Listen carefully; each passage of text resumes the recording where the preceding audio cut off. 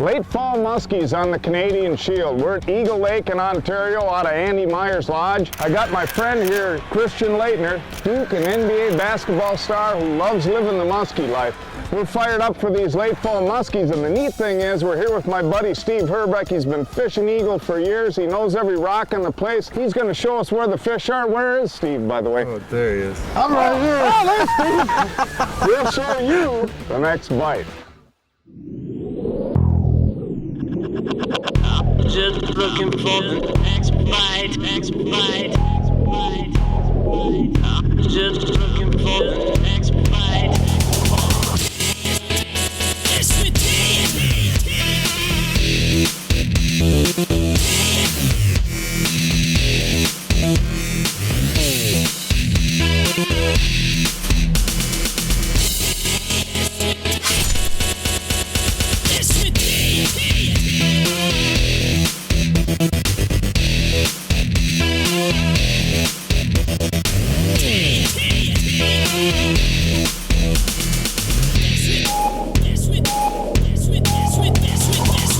We'll continue to show you the next bite.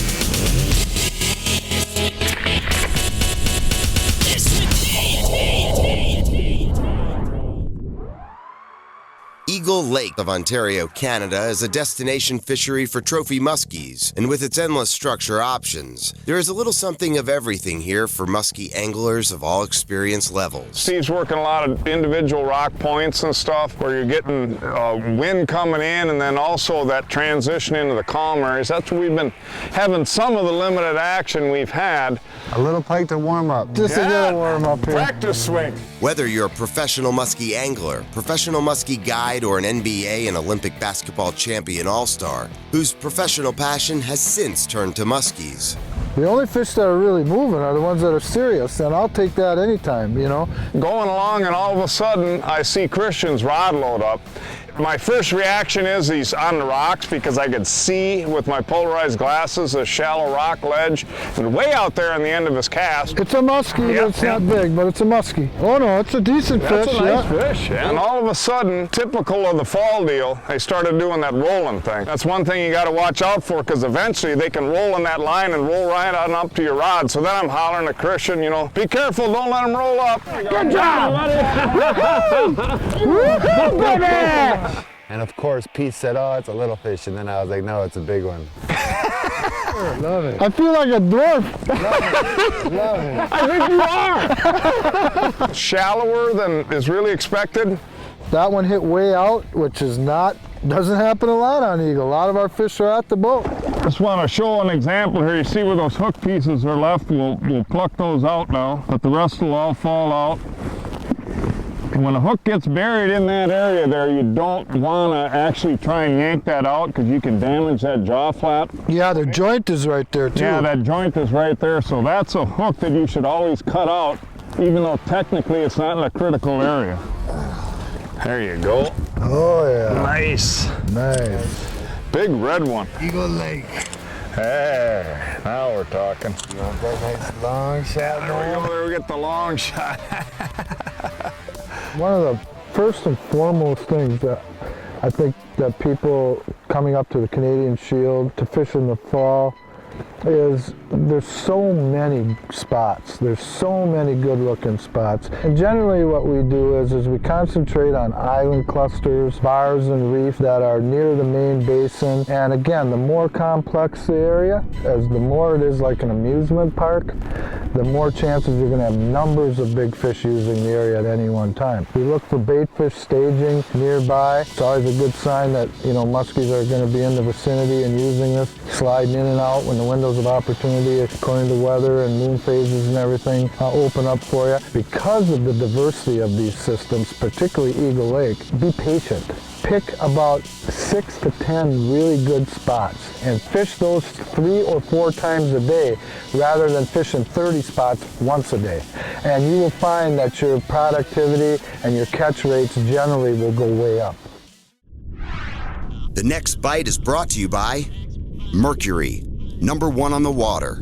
Amsoil, performance for serious adventure. Tracker Boats, fish the finest. Bass Pro Shops, your adventure starts here. Berkeley, catch more fish. Mustad, stay sharper longer. Lowrance, find, navigate, dominate. Motor Guide trolling motors engineered for anglers. Strike King, legacy of domination for 50 years. And Power Pole, swift, silent, secure. Fishing the same 3 to 4 spots a day rather than 30 spots in one day has professional eSOX expert Pete Mena. I'm always alert. Never leave the water. Professional eSOX guide Steve Herbeck and special guest NBA All-Star Christian Laettner, patiently working soft plastics and crankbaits with a slow retrieve down the sides of breaks in search of Eagle Lake muskies. And 1996 is when I became addicted to this sport, just absolutely obsessed and consumed with it. It's the only thing that's on my mind besides my family, basketball, and muskie fishing. I just love it. What has Steve and Pete perplexed is a lack of action on the sucker rig, which is usually this time of year for fall muskie fishing, the higher return presentation for luring in bites from older, more experienced, or even pressured fish who have seen lures all summer long. They dropped it. Banging away, typical fall stuff out here. We had one little window of activity. It's been 3, 4, 5 hours and nothing going on. And all of a sudden I'm bringing in my lure, my hot white lure that I've been using all week. And out of nowhere, bam, out from underneath the boat like a rocket. Yeah. All right, Christian, that was a cool hit. Right in front of the camera. The speed of the thing, I mean, it was just really atypical. Scared me to death, and next thing you know, I'm running for the net and get up in the bow, and the fight was pretty much over by then already, and I was able to turn the fish and bring it right into the net. I'm on this side of you.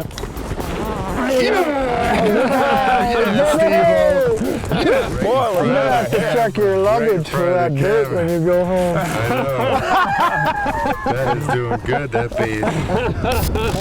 Nice one, dude. Oh, yeah. That is a fatty. Look at that little fat chunk there. That muskie. Oh, I can't, can anybody see me? That's the one I you don't wanted, think there's that a wide sideways enough one? angle to get me in there. Hit that one, I'll Steve. stand up on my tiptoes. There's not many guys I can completely hide behind. Yes. Ah, beautiful fish, love man. That that. was a cool strike. Just an awesome, Hard awesome strike right at our feet, right at the boat. Was cool. All right, get her back, man. Oh yeah, thank you boys, thank you.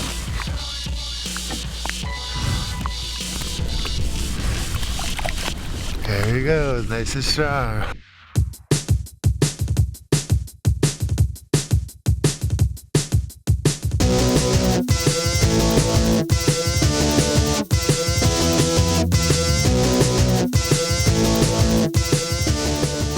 The Real Deal, real fishing information from real fishing experts, presented by AmSoil. Do you want to see something really cool? Look at the map that I have up on the screen right now. You don't see a lot of detail, do you? But with Lowrance Inside Genesis, that all changes. Let me put the map card in. And it'll take a minute for this to load. This is actually a map card that I made. It'll take just a minute. Look at that. Where we didn't even see these sunken islands before, they're there now. It's amazing stuff. Not only that, see this pinkish or kind of reddish area? That's hard bottom. It shows the transition between hard bottom going out into the mud on the outside of the structure. You've never seen detail like this before in a map. And I'm going to show you how we got there. The first thing that you want to do is get an SD card, put it in to your unit, and I'm putting it into my HDS 12 Touch. You hit the menu bar, go to Settings, go to Sonar, go to Log Sonar, and then you can see the memory card is on top here. It's the right one. Hit Record. And you can tell it's recording because right up in the corner you've got this little blinking red light. So now we're recording the bottom depths, contours, hardness, the whole works. So let's start this up. All I want to do is drive around and make a grid pattern. So I like to stay underneath about 4 to 5 miles an hour, and you go back and forth across your areas. Okay, now you can see we've laid our grid down. We'll actually go back to our sonar unit. We'll go to Settings, we'll go to Sonar, Log Sonar, and here there's a button now we can stop it. So we stop the sonar, and then we take the chip out, and we'll be able to take that right into our computer.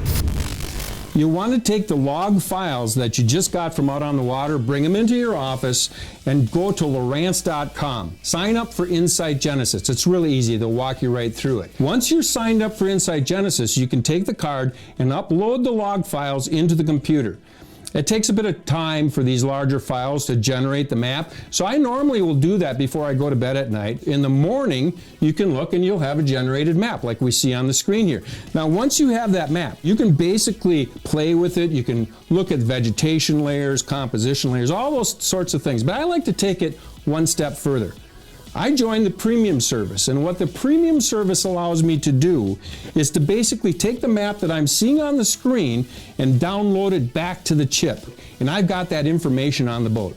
The cool thing is, with the new Gen 3 units that have just come out, they have a wireless Wi-Fi built right into them, and you'll essentially be able to eliminate the computer part if you want, upload that information right from the unit that's on your boat, and then they'll generate the map and basically download it back to the unit that's on your boat. How cool is that? One of the biggest questions in fall muskie fishing is when to start to use live bait. Once the water temperature gets below 60, when live bait is available, it's a dynamic addition to the presentation lineup. It's a quick set rig. The whole idea is that the rig can break free upon the hook set, and the striking hook can immediately be released from the bait and into the fish's mouth. Just dragging the bait around on a bobber, just dragging it behind the boat is not really a live bait presentation, especially in the kind of stuff that we're doing up here on the Shield, where it is lots of broken rock and granite and stuff like that that just literally has claws darn near. By keeping the rod in your hand, I like to have the line in my fingers, I can feel the bait's pulse. I know that if a fish is really looking at him, the best thing for me to do is not try to take it away from him, but give it to him. Feed the line out so the sucker can instantly bolt off, which will trigger the muskie to bite it. Keep it up off the bottom. The minute I feel the weight starting to get near bottom, start ticking bottom, I keep the bait up. Also at the same time, I'm moving the sucker to keep him lively, keep him swimming. I found recently that a bright colored sinker, much like a colored bottom bouncer in walleye fishing, tends to seem to track the bait to the presentation, and it has increased bite rates for me quite a bit. A lot of tremendous spots out here, and you know, Steve's been working one island complex after the next, and really kind of a bland looking spot to me when he first pulled up on it. We get to the one point of it, and then Steve reveals the deal. He said there's at least 200-yard spine that comes off of this thing underwater. So the spine with a crankbait, you're banging. I mean, it's down only 3-4 feet right on the peak, and then an immediate drop down to 20. So the crankbait's going bang, bang, bang, bang, and then all of a sudden, on a retrieve, I get a bang, hit the rock, bang, hit the rock, and then I yanked one more time, and I got another bang that was just, I mean, this fish just hammered the bait. Got one in!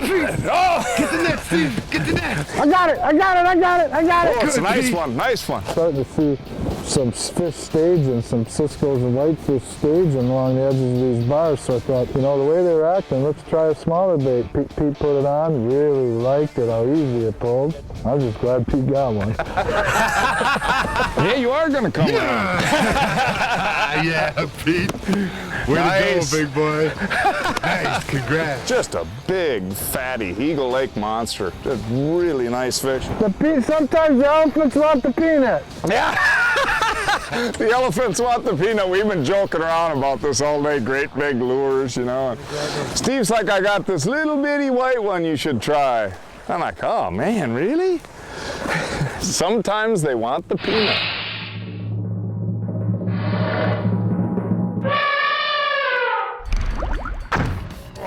Oh, that's a nicer fish than I thought, dude. Nice, yeah. Gator Kong. Look at that. Come on, open that mouth, open that mouth. Oh, yeah. Look at that fish.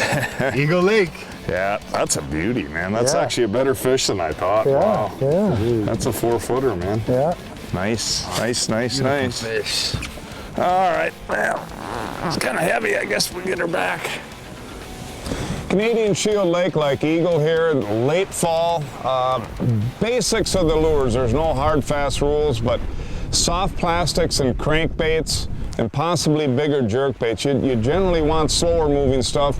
You also want stuff that you're able to get down with a little bit and control the depth. Now in the case of soft plastics, you can throw them out, hit a little shallower, but you can allow them to sink on the way in so you can kind of feel your way down the break. In the case of a crankbait, you run deeper running crankbaits, medium to deep diving crankbaits, so that you can basically pound your way down a break line. And generally a little bit slower retrieves are going to be better this time of the year. Throw some pauses in. Well, you're generally going to find muskies stage fairly shallow in the summer.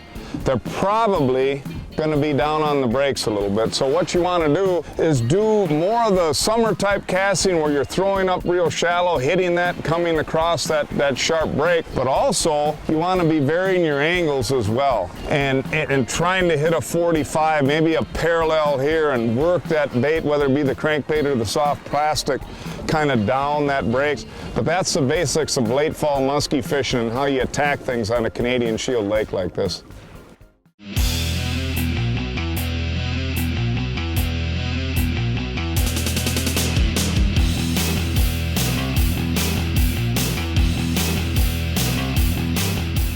Hot topics, leading information, and tackle and techniques to make you a better angler. Presented by Mercury.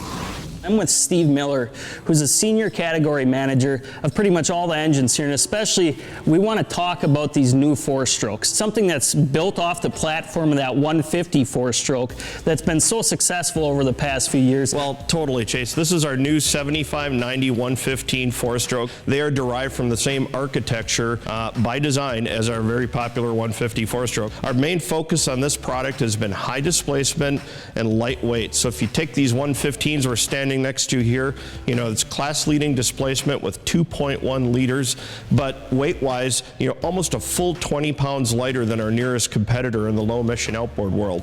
And we've learned a long time ago that you just can't take a one-size-fits-all approach to gear case design. So for the first time in a 90-115 range of product, you've got a couple of gear case options. We have a new standard gear case, which is an all-new profile, which is basically 15% less hydrodynamic drag, which basically means it moves through the water easier, right? Yep. But then for boats that are a little bit bigger, heavier, and need a little bit more lift and a little bit more help getting out of their own way, we've got a command thrust gear case, which is basically taking the larger gear case off the 150 with a different ratio and putting it on a 90 or a 115. So you've got a lot more leverage in the water and the ability to swing a big diameter, big blade area V6 class prop.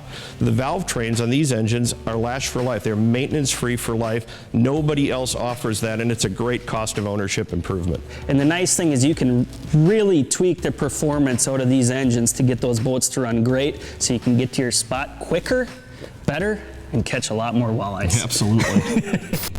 Although Eagle Lake has just about every kind of structure known to muskie fishermen, professional Esox angler Pete Mena, professional Esox guide Steve Herbeck, and NBA All-Star and Muskie Life founder Christian Laettner are focusing on just a few key championship-style spots for really big muskies. Well, late fall here on Eagle Lake, and Steve's got us on some big fish spots, not numbers areas, but hasn't been much going on. We're just kind of waiting, staring at the water. You kind of get into that mode where you're wondering why you really do this, you know, at times.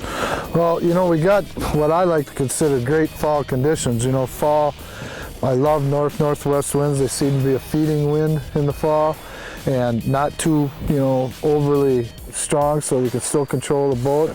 This time of year, we can fish 6-8 spots, great spots, nothing happens, and all of a sudden, now we pull up on this spot, and here a big fish comes out of nowhere and eats it. Nice, All right, Pete, grab the net. Keep him down, Christian. And all of a sudden there was just a big white cloud behind my lure. And I set the hook, and then I got a little nervous and kept my mouth shut. But when the fish is on the line, I always stay quiet because I don't want it to come off. And Steve gave me some instruction, keep the head down, and next thing I know, Pete's got the net all ready, and we just get it in the net real easy, and then after that, it's just celebration time. Fire up, big guy! Fire up, baby! That's Nice fish! Freaking melted. Oh, he just ate that thing, brother. Great big head on this thing, but look like it had to be about a 52-incher, just massive. Seeing that big fish turn and just wallow right into that net, it's an awesome moment. And then you forget all about all those hours you're staring at the water with nothing there. Good job. Oh, yeah. Nice. Nice. Nice. Nice. The musky life, baby. I See, if I was love it. holding, it'd be a lot bigger. I love it. Just to give you a better idea of how big these muskies actually are, given that Christian Laettner is a cool 6 foot 11 inches. This is what this same muskie would look like side by side with the average height of a U.S. angler. And let's catch you again. There's the wave. Bye-bye. There's the wave. See you, Chris. Just love catching muskies. Love fishing for muskies. Up in your grill. Up in my grill.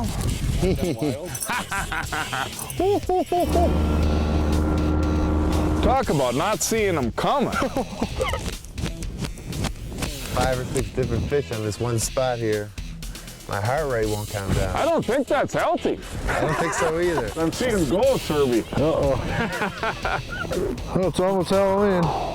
The Next Bite would like to thank Julian Kalka and Andy Myers Lodge on beautiful Eagle Lake in Ontario, Canada. For more information on this trophy fishing, hunting, and vacation destination, please visit andymyerslodge.com.